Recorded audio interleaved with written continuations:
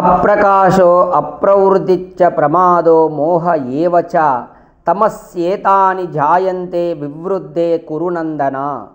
భగవద్గీత విజ్ఞాన యోగము. చూడండి, మనుజుని యొక్క అంతఃకరణమునందు తమోగుణము మిగిలినటువంటి రెండు గుణములను మించి ఉన్నప్పుడు ప్రకాశము అతని యందు ఉండదు.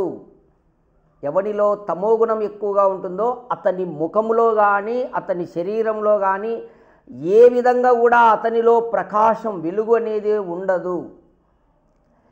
అంధకారం ఎక్కువగును, అతనికి అంధకారం, ఎప్పుడూ అంధకారంలో ఉంటాడు. అతను ప్రవృత్తి ఉండదు, పని చేయడు, ఊరికే కూర్చుంటాడు, ఏ ప్రవృత్తి చేయడు. అతను పొరపాట్లు, మోహము, భ్రాంతి ఎక్కువగును.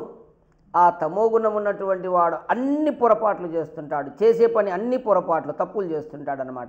అలాగే భ్రాంతి ఎక్కువ ఉంటుంది వాడికి, అన్ని భ్రాంతి విషయాలే ఉంటాయి లోపల. అతనిలో మోహం కూడా ఎక్కువ ఉంటుంది. ఇవన్నీ కూడా తమోగుణము ఎక్కువగా ఉన్నప్పుడు అటువంటి వ్యక్తిలో ఈ లక్షణాలు కనపడుతూ ఉంటాయి.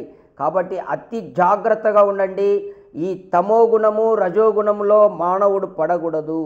ఇవి మనుష్యునిలో ఉండవలసిన లక్షణాలు కాదు. మనిషి సత్వగుణంలోనే ఉండాలి. ఓం.